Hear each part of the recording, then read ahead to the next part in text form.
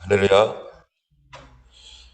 네, 오늘 말씀은 예수님께서 기도에 관하여서 가르치심과 또 바리새인과 율법 교사들에게 화 있을 것에 대하여서 경고하시고 계시는 말씀입니다. 먼저 11장 1절에서요. 예수께서 한 곳에서 기도하시고 마치심에라고 이렇게 시작을 합니다. 우리가 누가복음 맨 처음에 시작할 때처럼 누가복음에는 성령과 기도 이 두 가지가 굉장히 중요한 요소로 이 누가복음 전체를 이끌어가고 있다라고 말씀드렸는데요. 예수님의 그런 삶의 습관, 예수님의 사역의 습관 그 중에 가장 중요한 것이 항상 기도했다는 것을 누가복음은 우리들에게 가르쳐주고 있습니다. 그래서 우리로 하여금 기도하는 사람이 되도록 하나님 앞에 항상 기도하는 삶이 되어지도록 우리들에게 말씀하고 있는 것입니다. 하나님께서 누가복음에 기도를 마치시고라고 기록하게 하신 이 기도를 마치시고라고 하는 이 말은 기도하시고 마치심에라고 하는 이 기도하시고의 뜻은 이 현재 분사형인데 그 의미는 뭐냐면은 늘 기도하셨다는 거예요. 예수님은 언제나 항상 기도하시는 분이었다는 거예요. 여러분 어떤 사람들을 볼 때 저분은 어떤 크리스찬일까? 이 사람은 어떤 크리스찬인가? 이렇게 우리가 보면은 어떤 분은 정말로 늘 기도하는 크리스찬이 있어요. 그분을 생각하면은 늘 기도하는 거. 저도 예전에 어렸을 때 저희 교회 다녔을 때 한 분을 생각하면은 그분은 장로님이셨는데 여성으로서 이게 이제 장로님으로 계셨던 분인데 늘 기도하셨어요. 그래서 저녁에 기도하러 교회 지하실로 가면은 아예 철야를 하시고 거기서 주무시면서 항상 이렇게 기도하셨던 그런 기억이 납니다. 항상 기도하는 그 예수님의 모습 하면은 이 제자들의 모습 속에 예수님의 여러 가지 예수님의 모습이 나타날 겁니다. 그런데 예수님의 모습, 누가복음에서 얘기하고 있는 그 모습은 늘 기도하시는 예수님. 근데 제자 중 하나가 이제 그 예수님께 나와서 얘기를 합니다. 주여, 요한의 제자들도 요한이 자기 제자들에게 기도를 가르칩니다. 여러분, 요한이 자기 제자들에게 기도를 가르쳤다라고 하는 말은 요한만 그랬을까요? 요한만 그런 게 아니라 다른 랍비들, 다른 사람들도 그 당시에 기도를 가르쳐 줬어요. 그래서 너희들 이렇게 기도해라 라고 하면서 랍비들이 제자들에게 가르쳐 주면 그럼 제자들은 어떡하죠? 제자들은 그 기도를 듣고 외워요. 그리고 제자들은 그 기도를 이렇게 따라하고 배웁니다. 그렇다면은 이 기도를 외우고 하면은 어떤 효과가 있느냐면은 누가 우리 제자냐, 누가 내 제자냐라는 걸 알게 돼요. 내가 가르쳐준 기도를 하는 사람이 누구예요? 그 사람이 자기 제자죠. 그래서 요한도 제자들에게 기도를 가르쳐 줬어요. 그래서 기도할 때 함께 기도해주고 함께 기도하는 것, 그거를 통해서 공동체가 같은 기도를 해요. 요한파는 요한이 가르쳐준 기도를 하고 또 저쪽에 있는 무슨 라피의 어떤 무슨 파는 그 라피가 가르쳐준 기도를 하면서 같이 외우고 같이 이 기도하는 걸 통해서 우리는 누구라는 걸 알아요. 우리는 한 제자구나. 우리는 한 공동체구나. 우리가 처음 교회 올 때 제가 옛날에 아주 어렸을 때 저희 외할머님 댁에 갔는데 학교도 다니기 전이었던 것 같아요. 뭐 학교 다닌 이유인지 저 기억이 안 나는데 저희 이모님이 교회를 다니기 때문에 그 당시에 교회를 갔어요. 충청북도 영동군 거기 한골이라고 하는 건데 거기에 이제 교회가 있어서 한골 교회가 있어서 교회를 갔는데 뭐 다른 거는 뭐 다 기억이 안 나요. 뭐를 했는지. 그런데 맨 마지막에 어린이 예배였겠죠. 맨 마지막에 아니 거기서 사람들이 뭔가 중얼중얼 거리는 거예요. 중얼중얼. 근데 나는 하나도 모르는 말을 중얼중얼 거리다가 딱 끝나더라고요. 그래서 저게 도대체 뭐지? 나만 모르는 거예요. 난 난생 처음 교회를 갔으니 그게 지금 생각해 보니까 주기도문이었어요. 예수님이 가르쳐 주신 기도. 그러니까 나만 모르니까 창피한 거예요. 왜 나는 모르지? 그리고 나중에 교회를 다녔는데 교회 다니면서 세례를 받으려니까 주기도문 외워야 된다는 거예요. 그래서 열심히 외워가지고 사도신경 외우고 주기도문 외웠는데요. 주기도문 주님 가르쳐주신 기도를 우리가 같이 한다는 것은 우리가 같은 기도한다. 같은 거 바라본다. 같은 공동체다. 이 땅에 있는 모든 그리스도인들이 주님 가르쳐주신 기도를 다 알고 있습니다. 그것은 우리는 같은 크리스찬이다. 우리는 같은 공동체다라는 것을 사람들에게 알려주는 것이죠. 어쨌든 그런 것처럼 예수님께서도 제자들에게 이제 주님께서 기도문을 가르쳐 줍니다. 그러면서 너희들 이렇게 기도해라. 우리가 마태복음의 6장에 보면 예수님께서 가르쳐 주신 기도와 또 누가복음에 가르쳐 주신 기도가 조금 다르긴 하지만요.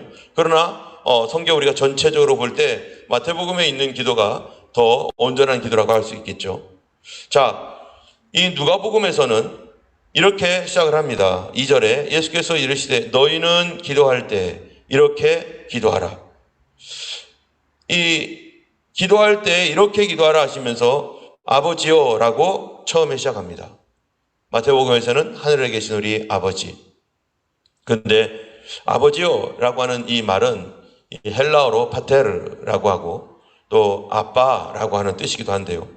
이 아버지요 라고 하는 말에서 쇼킹이 되는 거예요. 제자들이. 왜냐하면은 그 당시에 하나님은 아버지라고 하는 것은 그런 개념은 있었습니다.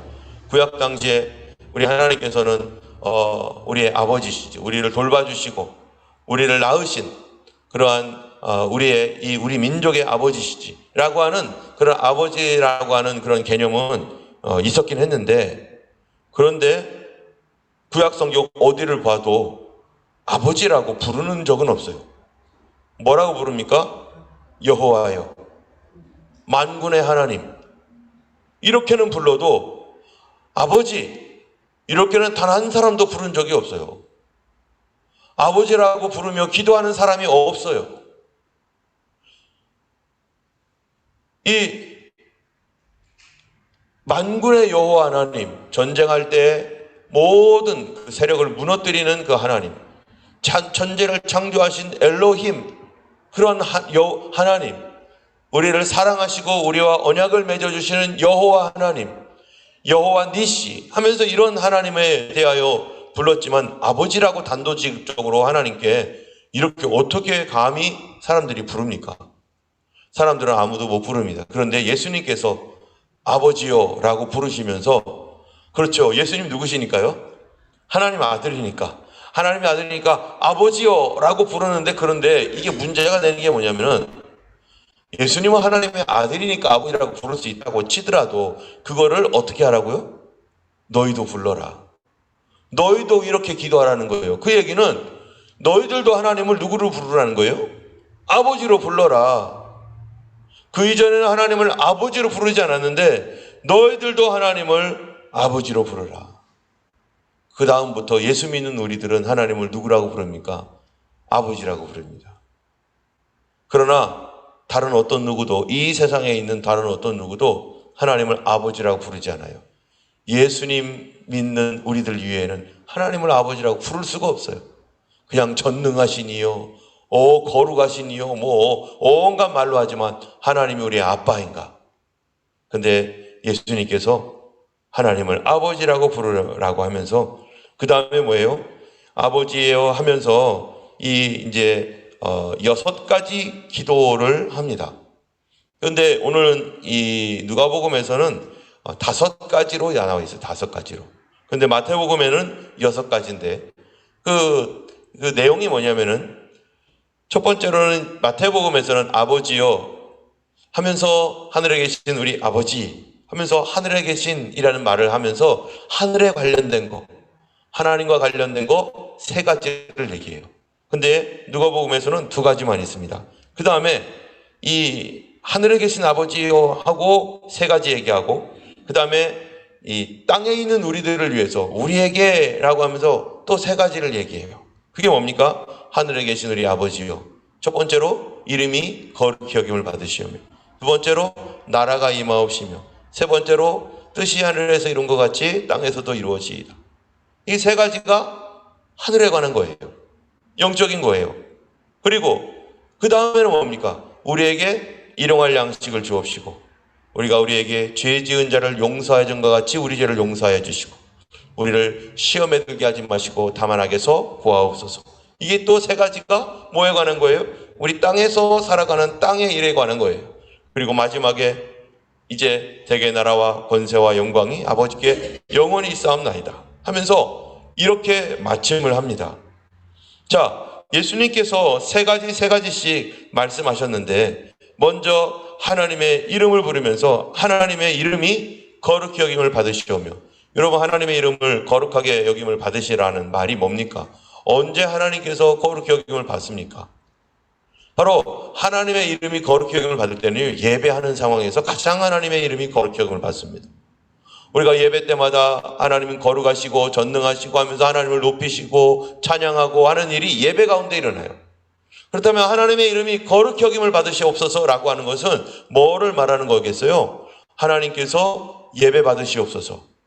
하나님께서 예배 받을 수 있는 그런 뭐가 돼야 돼요? 상황과 예배 받을 수 있는 그런 모든 일들이 일어나기를 위해서 하나님을 예배하는 그러한 그 상황의 일들이 이 땅 가운데 일어나도록. 그럼 이 땅은 어떻습니까? 그렇지 않은 세상이라는 거예요. 이렇지 않은 이 세상에 곳곳에서 하나님의 이름이 거룩히 여김을 받기를 원합니다. 그러면은 그것이 바로 뭐예요? 이 땅에 하나님의 교회가 세워지고 하나님이 영광을 받으시는 그런 찬송들이 올려가고 많은 사람들에게 이 하나님의 이름이 거룩히 여김을 받는 그러한 예배가 회복되어지고 온 땅에 예배가 될 수 있도록 우리가 전도하는 건 뭡니까? 그들이 하나님의 이름을 어떻게 하지 않기 때문에, 거룩히 하지 않기 때문에, 그래서 우리가 그들로 하여금 하나님의 이름을 거룩하게 하기 위해서, 그래서 우리가 그들을 전도하고, 우리도 그렇죠. 우리도 예수님 믿기 이전에는 우리가 하나님의 이름을 거룩하게 여기지도 않았고 하나님의 이름을 거룩하다 생각하지도 않았죠. 그런데 예수님 믿고 성령으로 거듭나니까 그제서야 하나님의 이름이 거룩하고 존귀한 이름이고 그 하나님을 영화롭게 하기 위해서 어떻게 하면 살지? 이런 고민을 하는 것처럼 바로 하나님의 이름이 거룩히 여김을 받으시도록 이 땅 가운데 주님의 그러한 교회가 세워지고 하나님의 영광이 나타나도록 그렇게 첫 번째 기도하는 것입니다.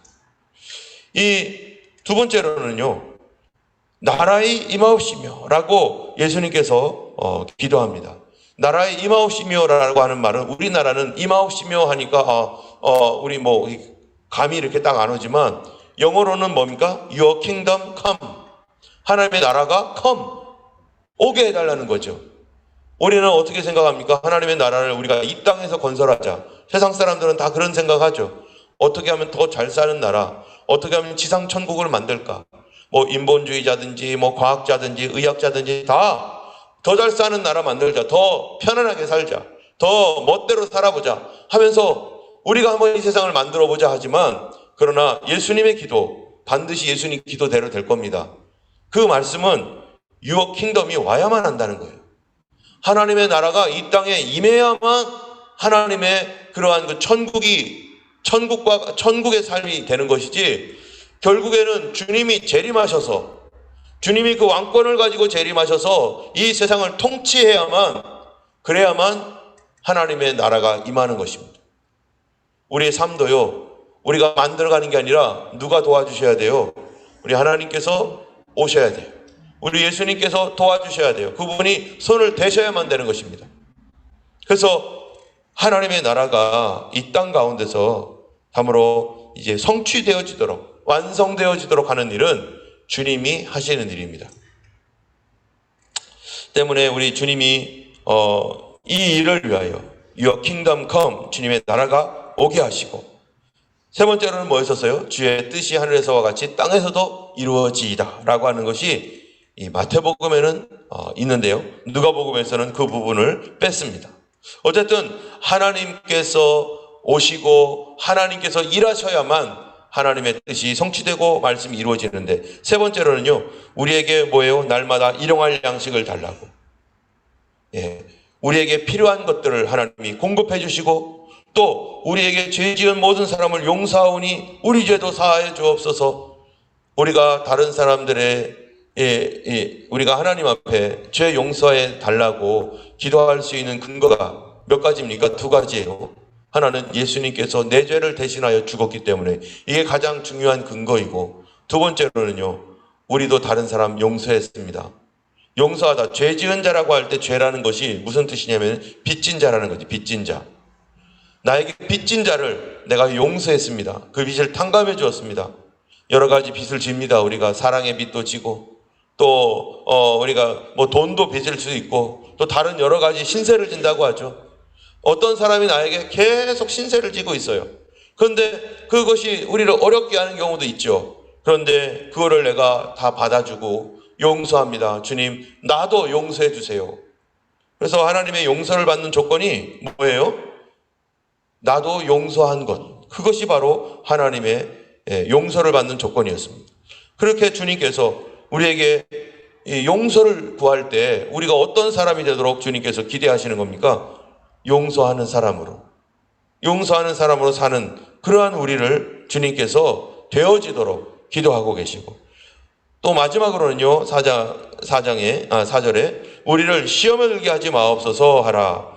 여기서 우리를 시험에 들다라고 하는 시험이라는 말, 이 시험이라는 말이 뭐 유혹이다, 또는 우리가 어떠한 일들을 하는데 우리의 충성심, 또 우리의 여러 가지 이 순결함, 이런 것들을 더럽히는 그러한 시련들, 뭐 이런 것들도 시험입니다. 그런데요, 이 시험이라는 말을 이 누가복음에서 언제 제일 먼저 썼습니까? 어디에서 썼죠? 이 시험이라는 단어가 바로 예수님이 마귀에게 시험을 당했어요. 근데 이 시험은 예수님께서 마귀에게 시험을 당했다는 거는, 이 시험이라는 거는 어떤 시험입니까? 마귀가 왜 예수님을 시험을 했죠? 예수님이 왜 마귀에게 시험을 받으러 갔고, 사단이 했던 그 일이 뭡니까? 예수님의 도덕적인 거를 시험합니까? 거기서? 거기에 세 가지 시험 중에 도덕적인 시험이 뭐가 있어요? 돌을 떡으로 만드는 게 도덕적인 겁니까? 저 위에서 뛰어내리는 거 도덕적인 겁니까? 착하게 살아라와 관련이 있나요? 마귀에게 경배하는 거, 그게 착하게 사는 것과 관련이 있습니까? 이 세상의 윤리 도덕과 관계가 없어요. 이 시험이 뭐냐면 영적인 거죠. 누구의 말을 들을 것인가? 누구에게 경배할 것인가? 누구의 말씀을 지켜나갈 것인가? 이 시험이라는 것은, 우리의 진짜 시험은 윤리적 도덕적인 것을 넘어서 영적인 시험이에요. 특별히 예수님께서 만약에 그 시험에서 넘어졌더라면은, 여러분, 예수님이 그 다음 일을 할 수 있습니까? 없습니까? 아무것도 못합니다. 예수님의 일이 뭐죠? 예수님은 지금 30년 동안 뭐 하셨죠? 앞으로 3년 반 동안의 사역을 위해서 예수님께서 지금까지 준비했고, 그 첫 번째 관문이 바로 성령으로 세례를 받았고, 그리고 시험 받는 거였는데, 만약에 이 시험에서 하나라도 넘어졌다면 예수님이 가야 할 길을 가지 못하는 거예요. 그렇다면 이 시험은 어떤 시험입니까? 이 사명에 관한 시험이죠. 우리로 하여금 뭐를 하지 못하도록? 사명 감당할 수 없도록. 각자마다 사명이 있습니다. 하나님 부르심이 있어요. 그런데요, 그 부름에는 반드시 뭐가 있다고요? 시험이 있습니다. 사명 감당하지 못하도록.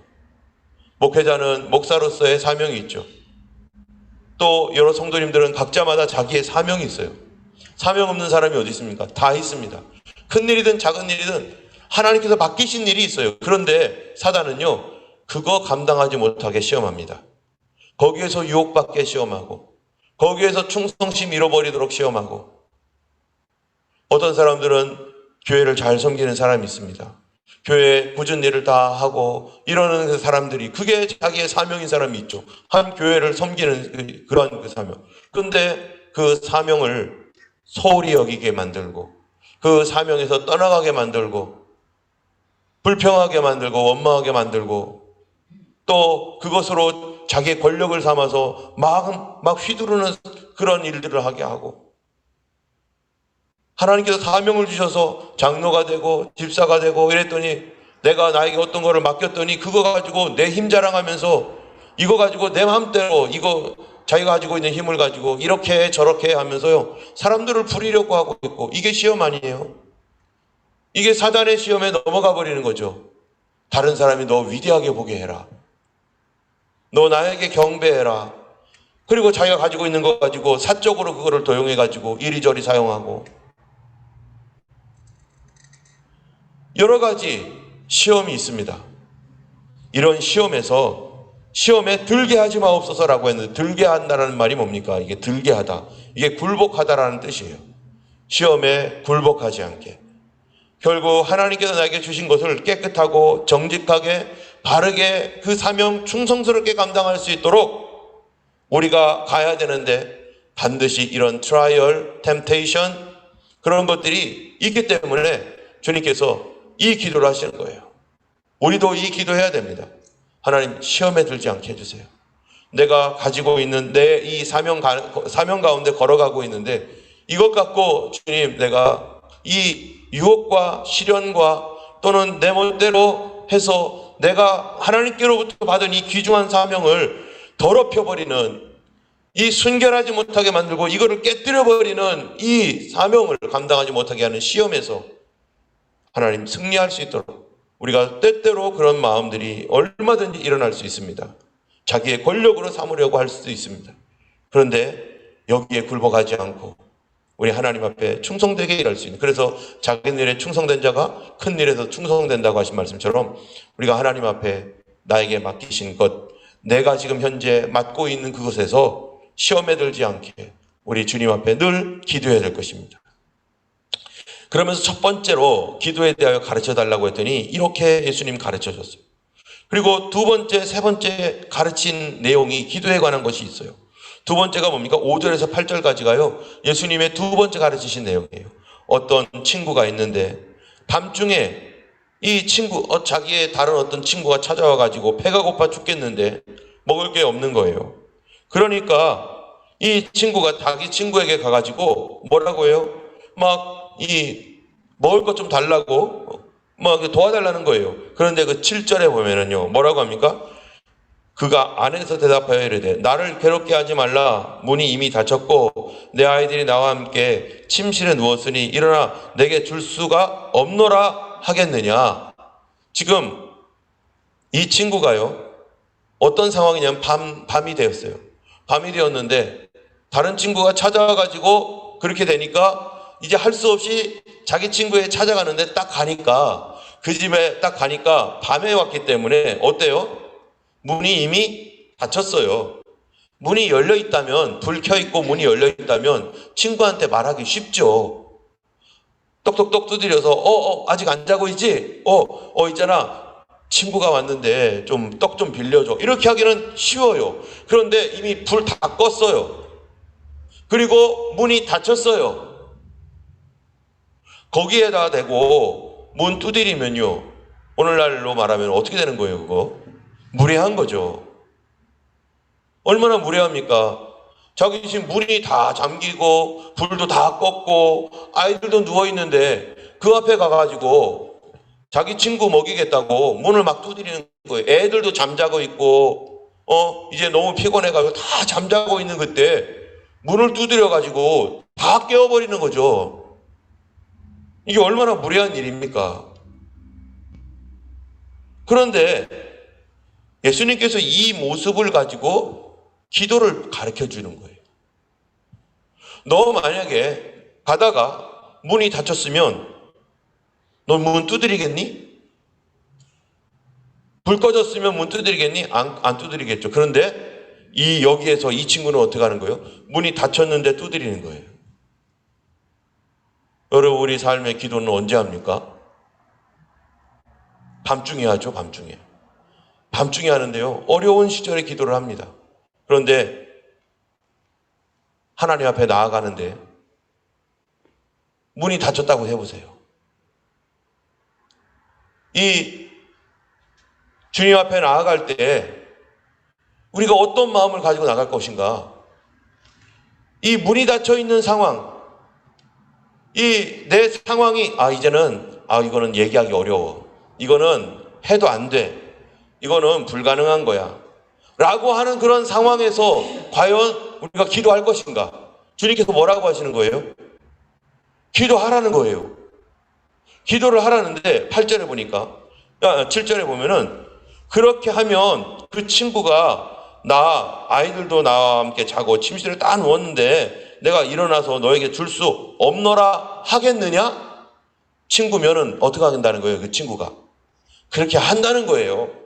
문이 닫혔어도 내 친구가 와가지고 문 좀 열어줘, 나 떡세종이 좀 줘, 그러면 아우 가 하면서 이러는 게 아니라 그 내 친구가 와가지고 문을 두드리면 내 친구가 왔으니까 일어나서 그거를 주겠다는 거예요. 하나님 앞에 우리가 어떻게 하라는 거예요?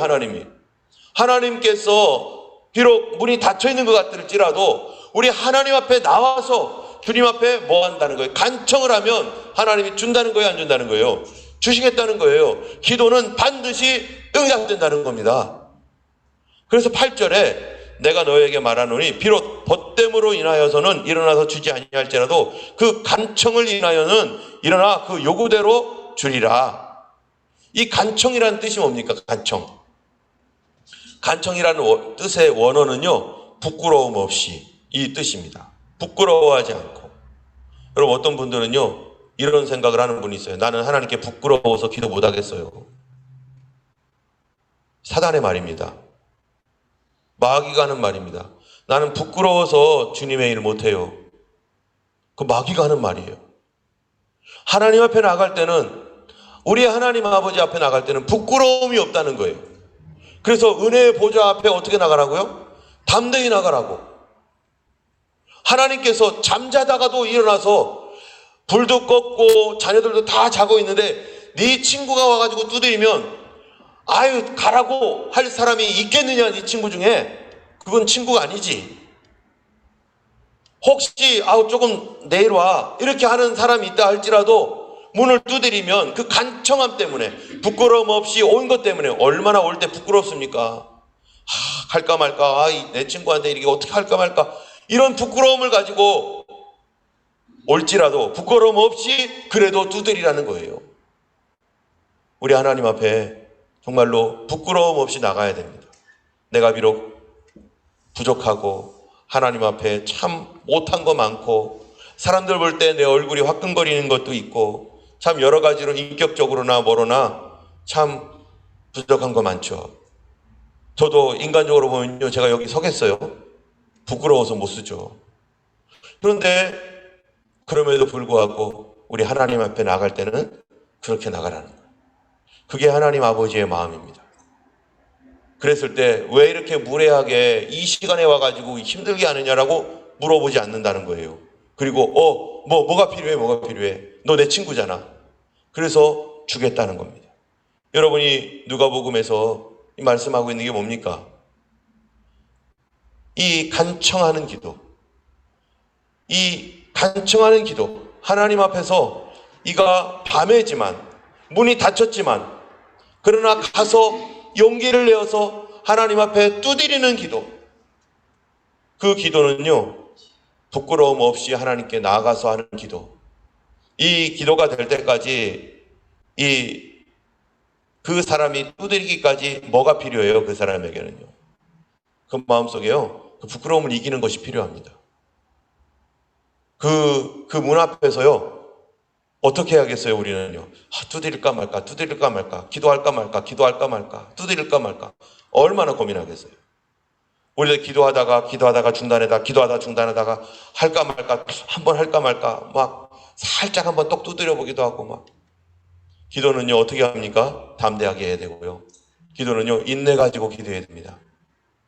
몇 번 했다고, 문이 닫혔다고 안 되나 보다, 불이 꺼졌다고 안 되나 보다 하고서 포기하지 말고 우리 하나님 앞에 반드시 하나님은 어떤 하나님이에요? 선한 하나님이다. 10절에서 13절이 바로 그 얘기예요. 19절에서 13절이. 너희가 악할지라도 13절에 보면요, 좋은 것을 자식에게 줄 알거든 하물며 하늘에 계신 하늘 아버지께서 구하는 자에게 성령을 주지 않겠느냐.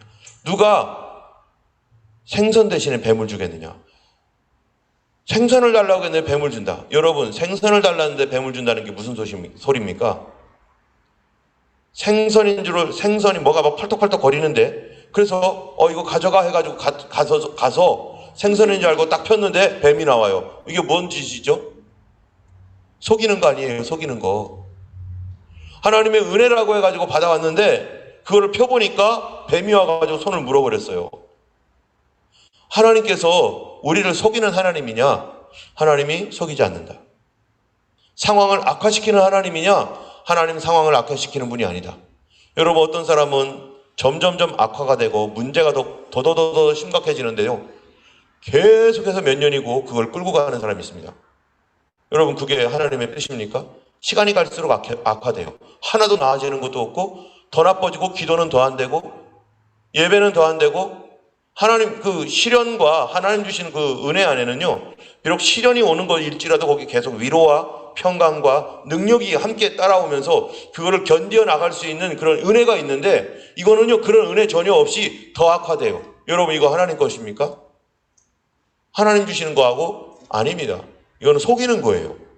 그걸 뭐라고 얘기하느냐? 바로 26절을 보면 알고 있어요. 여기 26절 한번 읽어보시겠어요?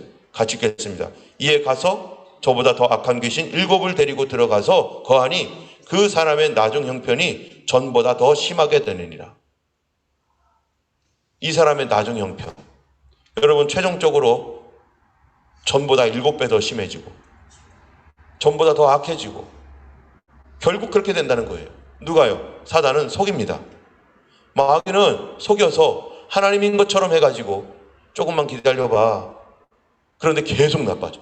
그런데 문제는 위로도 하나도 없고 능력도 없고 하나님 주시는 어떤 은혜도 하나도 없어요. 그러면서 아니야, 이게 하나님 길 가는 거야. 거짓말입니다.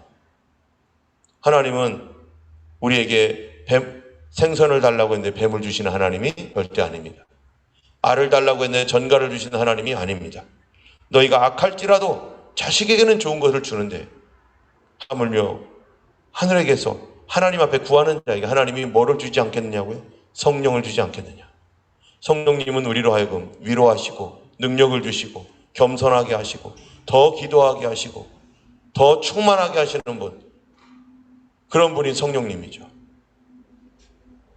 우리가 주님께서 오늘 이 3가지의 기도에 대해서 말하셨는데요, 우리가 어떻게 기도해야 될지, 첫 번째로는요, 주님 가르쳐 주신 기도대로 이렇게 기도해야 되고, 기도의 내용이고요. 두 번째로는요, 기도의 태도. 우리 주님 앞에 어떤 태도로요? 바로 부끄러움 없이 우리 하나님께 나아가는 이런 태도. 세 번째로는요, 하나님이 누구라는 걸 알아야 돼요. 속이지 않고 우리에게 좋은 것 주시는 하나님. 결국 성령을 계속해서 부어주시고 성령의 은혜를 주시는 하나님인 것을 우리가 하나님 앞에 알고 주님 앞에 그렇게 기도하라고 예수님께서 말씀하셨습니다. 기도는요, 확실하게 응답받는 것입니다. 주님께서 반드시 주시겠다고 약속하셨습니다. 구하면, 찾으면, 문을 두드리면 주님 반드시 주겠다고 약속하신 대로 우리가 하나님 앞에 기도하는 것 쉬지 않아야 되고요. 기도하고서 오늘 당장 기도하고 내일 당장 이루어질 것이라는 그런 생각 말아야 돼요. 여기 보면 뭐라고 했어요? 간청함을 인하여. 우리가 간청하는 기도가 있어야 됩니다. 기도는 반드시 인내가 필요합니다. 인내로서 기도는 열매를 얻습니다. 우리 하나님 앞에 포기하지 않고 기도하는 삶, 그것이 바로 기도를 응답받는 조건이라고 말씀하고 있습니다. 우리 예수님께서 가르쳐 주신 이 기도하는 삶을 오늘도 우리가 기도함으로 하나님 앞에 참으로 응답받기까지 쉬지 않고 포기하지 않고 간구하는 우리 모두가 되기를 주님 이름으로 축원합니다. 기도하겠습니다. 거룩하신 하나님 아버지, 감사합니다. 오늘도 성령님 함께하여 주시옵시고 하나님, 우리의 기도 가운데 기름 부어 주셔서 참으로 점점 좋아지는 기도, 점점 능력 있는 기도, 점점 하나님 앞에 담대한 기도로 주 앞에 나가게 하여 주옵소서. 우리 속의 부끄러움을 이기고 주님 앞에 나가기를 원합니다. 사단에게 하나님 속지 않고 하나님 믿음으로 나아감으로 말미암아 성령의 충만함을 부어 주시옵소서. 아버지 하나님, 하나님의 나라가 임하여 주시어서 우리 삶에 주님의 통치가 이루어지게 하여 주옵소서. 오늘도 우리 주님이 함께 하시고 하나님의 말씀으로 우리를 새롭게 하실 줄 믿사오며 감사드리고 예수님 이름으로 기도드렸습니다. 아멘. 하늘에 계신 우리 아버지, 이름이 거룩히 여김을 받으시오며 나라의 임하옵시며 뜻이 하늘에서 이룬 것 같이 땅에서도 이루어지이다. 오늘날 우리에게 일용할 양식을 주옵시고 우리가 우리에게 죄 지은 자를 사하여 준 것 같이 우리 죄를 사하여 주옵시고 우리를 시험에 들게 하지 마옵시고 다만 악에서 해서 구하옵소서. 되게 나라와 권세와 영광이 아버지께 영원히 있사옵나이다. 아멘. 오늘도 기도하시는 하루 되기를 예수님 이름으로 축원합니다.